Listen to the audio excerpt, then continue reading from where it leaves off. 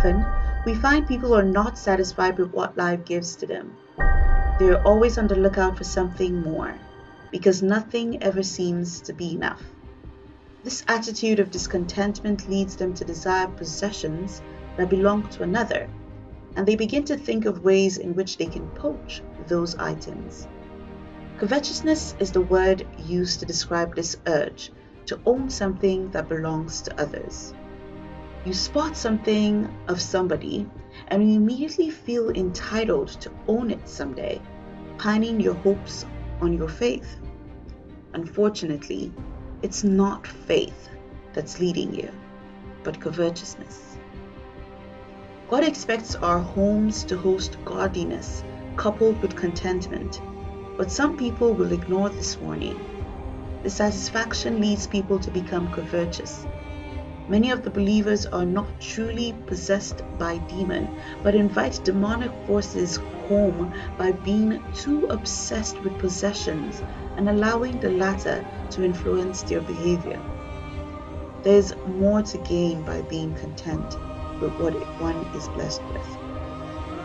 Life is so much more than the possessions one owns, and is definitely not defined by how many things one owns.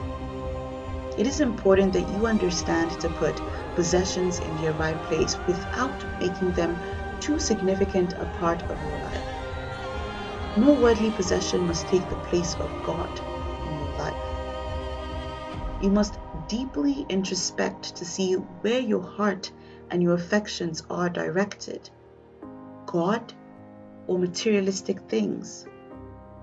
What you tend to value in life shows where your heart is, and it is never wise to forget that a life goes through different phases, and it would do nobody good to overestimate their significance, as we are only human. It is important to understand that God is continuously monitoring your life and walking you through each phase, ensuring you rise above each and every one of them. Do not become greedy and try to live a phase you have not reached. Covetousness is a sin. It has destroyed people's lives and wreaked havoc wherever I went. It is nothing but another of the devil's ruses to trap you and cause you harm. Now, ideally, continue to eat, drink, sleep, and wear whatever you are endowed with, and have faith in God. Have faith that where you are today is just a stepping stone to where you will be tomorrow. You will continue to grow and prosper with each day until you reach the ultimate place and position that God has planned for you. Proverbs 4 verse 18. Nonetheless, it is important that you accept where you are. Always keep in mind that where you are going is better than where you started from. It is good to be patient instead of proud. Ecclesiastes 7 verse 8 says, "The end of a matter is better than its beginning, and patience is better than pride." As a believer, if you are aware that your tomorrow is going to be better than your present, you will also enjoy your today and make the most of it. Your prosperous and bright future is waiting for you ahead. There are some people who are dissatisfied with their current positions and are unwilling to stay there, and hence resort to means like stealing to have more possessions.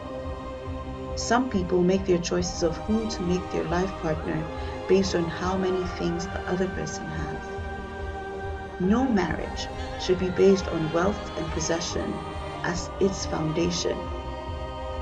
If not, it will remain unstable and fragile and may soon give way.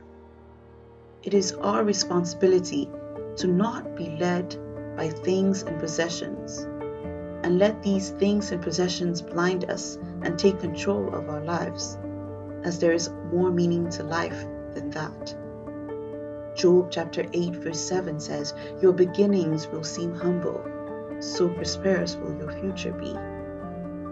Covetousness also leads to comparisons between people. Many a times, it causes rifts in marriages as individuals begin to compare their spouses with other people's spouses. Some people begin to believe that other people's spouses are better than their own, and after some point, they may begin to covet another person's spouse. Nobody ends up at the top of a ladder, but they use each rung to climb to the top. You have a bright future. Do not make the same mistake as Esau and start hating your tomorrow from today itself and consequently causing harm to your future. Esau sought his inheritance later, which was lost forever, according to Hebrews chapter 12, verse 16 to 17. Fortunately, it is not too late for you to take charge of your future. People who look for comforts to present themselves without putting in an effort end up in trouble. Materialistic things are entirely temporal, and you must ensure that your life does not revolve around them. You should focus on God as you realize the meaninglessness of everything else. Then yet you will have things in quantities exceeding needs. Wrong company. Beware of covetous people, as a rotten apple spoils the basket. That is why you should be very careful while making friends, lest you end up with the wrong company. Your life can take either an extremely positive turn or a negative one because of your friends. Covetousness spreads fast amongst company. That is why it is important to question who your friend is. Show me your friend, and I will show you who you are. For two cannot walk together except they be agreed. Amos 3:3. A materialistic person will not enjoy his life, as he is self-absorbed and will indulge in actions which only concern him. Thus, he will lose out on connecting with others. It is the law of life that husbands and wives be best friends to each other. This also makes it your responsibility to make sure that your spouse does not become covetous.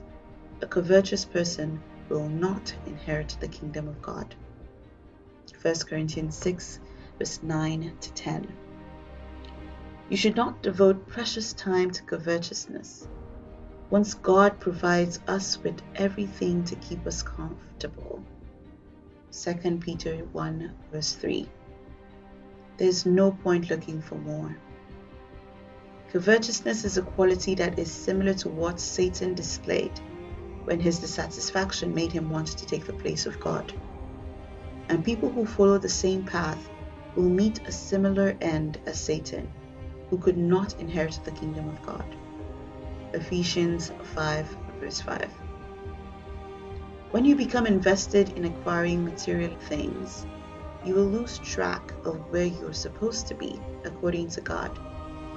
When God sees the heart of a person, God will refuse to appoint them. Gehazi could have received a double portion of Elisha's spirit. Gehazi wanted all the possessions before God deemed it right. Though this was at a different time, similar repercussions for covetousness continue to persist. When it comes to covetousness, you always end up losing more than you get. Sometimes it can even lead you to lose your family. Achan caused problems to his own family and lost out on God's best. Joshua chapter 7, verse 24 to 26. Any person who resorts to covetousness is shortening his lifespan as well. Proverbs 28, verse 16. Similarly, both Ananias and Sapphira brought their lifespan down and brought calamity to their family because of their covetousness. A man who is discontent with what he has will inevitably commit crimes. We hope you were blessed by this message. Click here to watch our other videos.